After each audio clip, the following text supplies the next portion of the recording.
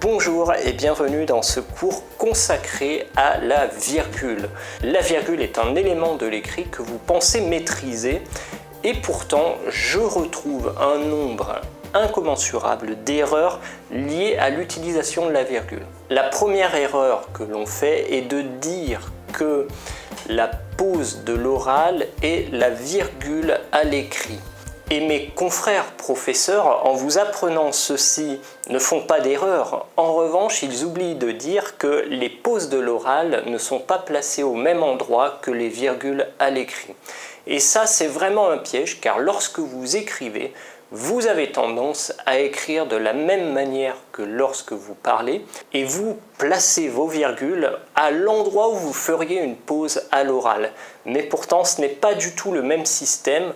Le système de l'écrit est assez rigide et je vais vous présenter aujourd'hui la plupart des cas dans lesquels vous allez rencontrer des virgules et en maîtrisant ces cas, vous allez pouvoir maîtriser presque l'intégralité des cas de figure dans lesquels vous avez des virgules.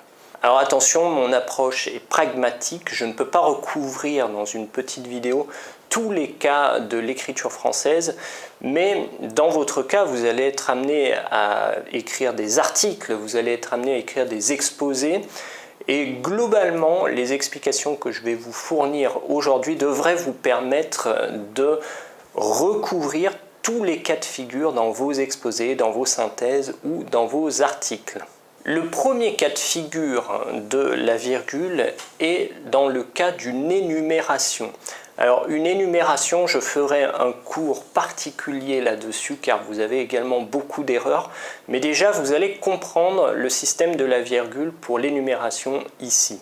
Vous avez des difficultés en français, vous êtes étranger et vous allez peut-être passer un examen du DELF ou du DALF, ou alors vous êtes français et vous êtes confronté à l'écrit au quotidien. Dans tous les cas, vous vous sentez en insécurité. Quand vous écrivez une phrase, vous ne savez pas s'il y a une erreur, vous n'êtes pas sûr qu'elle est bien construite et vous n'êtes pas sûr que l'on vous prendra au sérieux lorsque l'on va vous lire.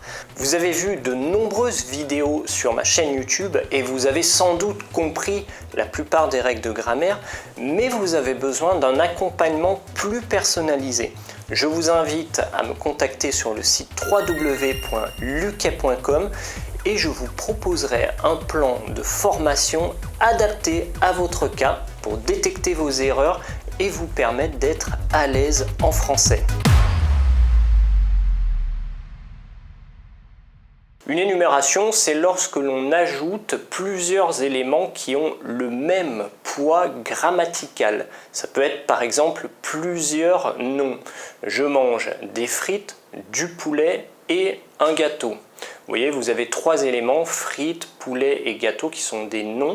Et ici, on va retrouver une virgule entre chaque élément de l'énumération, sauf pour le dernier justement qui est lié par le mot et, où on verra, on peut aussi avoir le mot ou. Donc évidemment, ici je vous ai donné 3 éléments, mais si j'avais 4 ou 5 éléments, je mettrais autant de virgules qu'il y a d'éléments, sauf pour le dernier élément. Je vous donne cet exemple ici.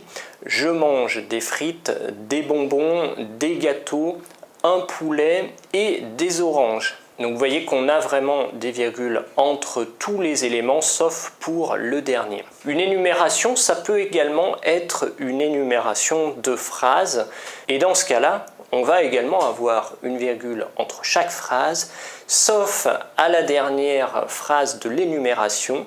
Je vous livre ici un exemple. Paul joue au foot, Marie joue au basket et Jean-Louis joue au tennis. Vous voyez, les 2 premières phrases sont les 2 premiers éléments de mon énumération. Je les sépare par une virgule et la dernière phrase n'a pas besoin de virgule car on a besoin de la conjonction de coordination et. Après l'énumération, on passe au complément circonstanciel. Également ici, il faudra que je vous fasse une autre vidéo consacrée au complément circonstanciel et à sa place dans la phrase. Mais retenez ceci, c'est que dans la plupart des phrases, les compléments circonstanciels vont se retrouver soit au début de la phrase, soit à la fin de la phrase. En général, lorsqu'ils sont au début de la phrase, on va les séparer par des virgules. Et lorsqu'ils sont placés en fin de phrase, on a tendance à ne pas placer de virgule. Et je dis bien on a tendance, car parfois on va pouvoir retrouver des virgules, mais il est vrai que c'est assez naturel de ne pas mettre de virgule dans le complément circonstanciel lorsqu'il est placé en fin de phrase. Donc je vous livre ici le plan d'une phrase. On a un complément circonstanciel qui est au début de la phrase, et puis on va avoir le sujet, verbe, et éventuellement l'objet ou le complément. Donc si je suis en début de phrase, je vais dire par exemple « À Paris, on mange des frites ». Donc ici, je place bien une virgule juste avant Paris. Et en revanche, lorsque ce complément circonstanciel est placé après la phrase, à la fin de la phrase, on n'aura pas besoin de virgule et on pourra dire « On mange des frites à Paris ». Vous notez au passage ici que le sens est un petit peu différent. Ça veut dire que ici, quand on dit « on mange des frites à Paris », en général, ça va être la personne qui parle plus un groupe de personnes qui est assez limité. Alors qu'ici, à Paris, on mange des frites, le « on » signifiera l'ensemble des Français qui habitent Paris. Donc vous voyez, le sens peut être un peu différent en fonction de si le groupe se place avant ou après. Mais ça, c'est un autre débat, on essaiera de le voir dans le complément circonstanciel. Quoi qu'il en soit, notez que lorsqu'on est en début de phrase, on va avoir cette tendance à placer une virgule avec le complément circonstanciel, alors qu'à la fin, il n'y en a pas. Un autre élément qui peut vous amener à avoir une virgule est la position. Alors la position, faites bien attention, ce n'est pas une énumération car ce ne sont pas des éléments qui sont différents. Une apposition, c'est un groupe qui a la même valeur grammaticale qu'un autre groupe et qui sont collés l'un à l'autre. Je vous donne ici un exemple avec un sujet, verbe, lieu. Donc, par exemple, Emmanuel Macron se rend en Afrique. Emmanuel Macron, c'est mon sujet, il est unique, il n'y a pas d'apposition ici. Je pourrais également dire le président de la République se rend en Afrique. Et là également, j'ai un sujet qui est tout seul, il n'y a pas d'apposition. Maintenant, je peux connecter ces deux idées de sujet avec cette phrase et je pourrais dire ainsi « Emmanuel Macron, le président de la République, se rend en Afrique ». Et là, ici, on a fait une apposition et l'apposition est séparée par des virgules. Donc vous aurez vraiment une virgule avant la position et une virgule après la position. La position, elle est vraiment comme le sujet, donc Emmanuel Macron et le président de la République, c'est la même chose, ça fait partie de ce bloc sujet. Donc vous avez noté ici la position est séparée par des virgules.